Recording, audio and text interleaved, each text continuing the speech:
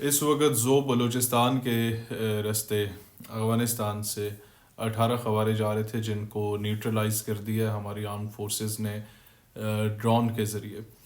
اور اس کے ساتھ ساتھ ایک دو چیک پوسٹوں کی طرف سے افغان بارڈر سے جو ہے وہ فائر کھولا گیا تھا. ان دونوں چیک پوسٹ کو بھی نیوٹرلائز کر دیا گیا کہ ابھی وہ پوسٹیں رہی ہی نہیں ہیں. اور اس کے ساتھ ساتھ یہ بھی آپ لوگوں کو بتا دوں کہ جو 2 دن پہلے کی اسٹرائک تھی وہ ویسے نہیں کی گئی تھی. نہ کبھی پاکستان چاہتا تھا کہ ایسا ہو، نہ ہم چاہتے ہیں.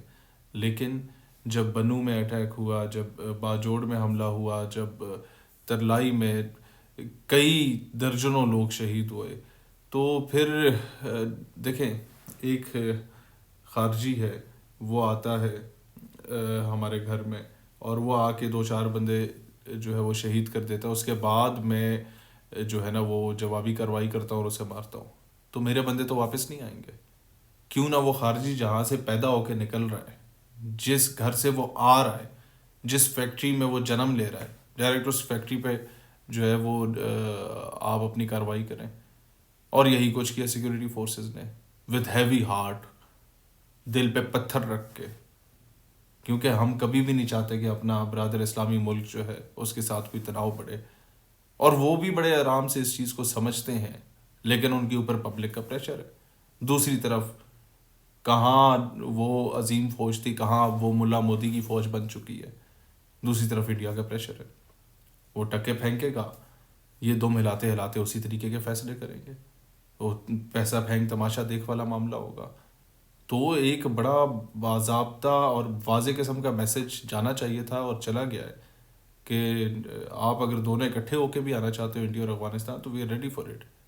لیکن دکھ افغانستان والے معاملے میں ضرور ہوگا کہ آپ لوگوں کو، اور اسپیشلی جو فتنہ الخوارج ہے جو ادھر کہتے ہیں کہ جی ہم مسجدوں پہ حملہ کریں گے، امام بارگاہ پہ کریں گے، یا مدرسے پہ کریں گے، اسکول پہ کریں گے، معصوم بچوں پہ کریں گے، یا چوکوں چوراہوں پہ کریں گے اور شریعت کا نفاذ کریں گے. تو شریعت آپ کو مقبوضہ کشمیر میں یاد آنی چاہیے نا.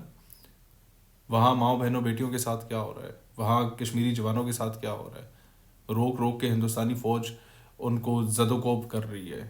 ان کو انڈین یونیورسٹیز میں ان کے ساتھ کیا ہو رہا ہے، انڈیا کی یونیورسٹیز کے ہاسٹلز میں ان کے ساتھ کیا ہو رہا ہے، جامعہ ملیہ دہلی میں کیا ہو رہا ہے، مکہ مسجد حیدرآباد دکن میں کیا ہوا، بابری مسجد کے ساتھ کیا ہوا. اور 12 ربیع الاول کے دن بابری مسجد کی جگہ رام مندر بنانے کا order supreme court of India نے دے دیا. آپ کو شریعت یاد نہیں آئی؟ شریعت تبھی یاد آتی ہے جب کہیں سے ڈالر آتا ہے، پیسہ آتا ہے، آپ آ کے پاکستان میں پھٹنا شروع ہو جاتے ہیں. یار یہ وہ ملک ہے جس نے چیچنس کو سپورٹ کیا، بوسنیا والوں کو سپورٹ کیا. آذربائیجان میں آج کیوں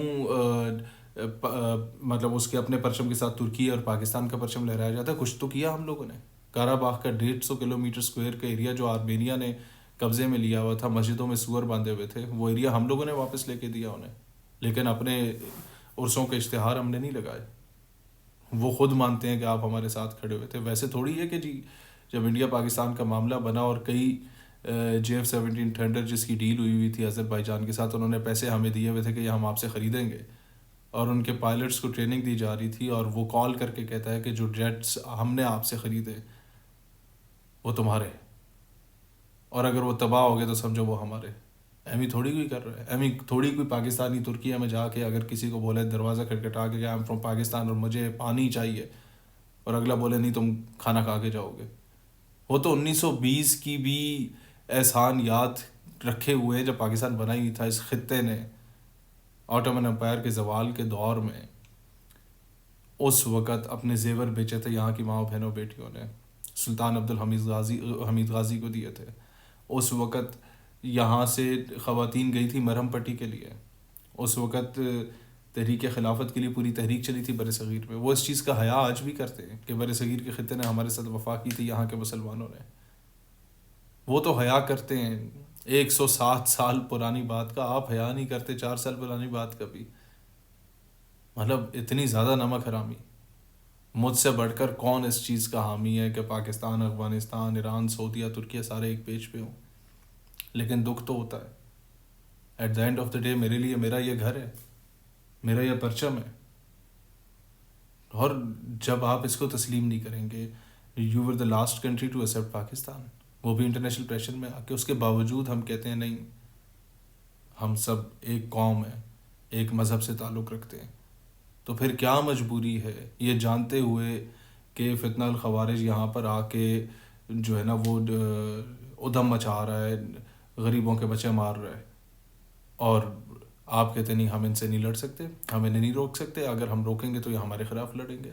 مطلب ایک طرف آپ ایکسیپٹ کر رہے ہیں کہ وہ دہشت گردی کر رہا ہے، ایک طرف آپ ایکسیپٹ کر رہے ہیں وہ انتہا پسندی پھیلا رہا ہے، اشتعال انگیزی پھیلا رہا ہے. دوسری طرف جب ان کے ٹھکانوں پہ ہم جا کے جوابی کارروائی کرتے ہیں، آپ کہتے ہیں جی ہماری خود مختاری پہ اٹیک ہو گیا، ہماری سالمیت پہ حملہ ہو گیا. بھائی یہ کیا تماشا ہے؟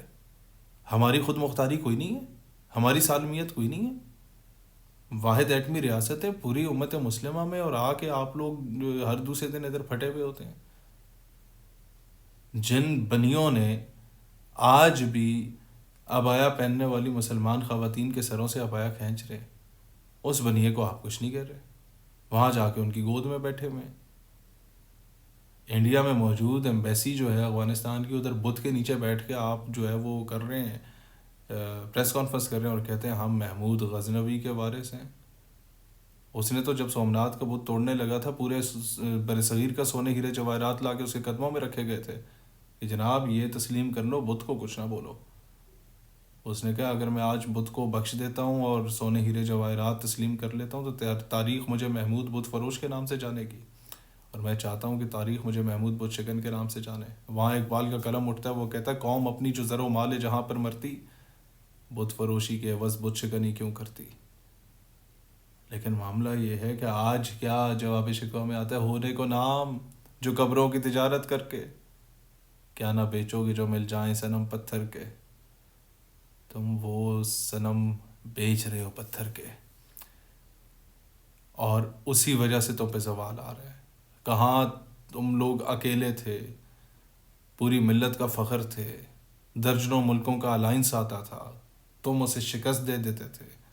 وہ 20 سال لڑ کے بھی شکست خوردہ ہو کے جاتا تھا، اور کہاں 1.5 گھنٹے میں پاکستان آ کے آپ کے لوگوں کو سبق سکھا کے چلا جاتا ہے. کیوں؟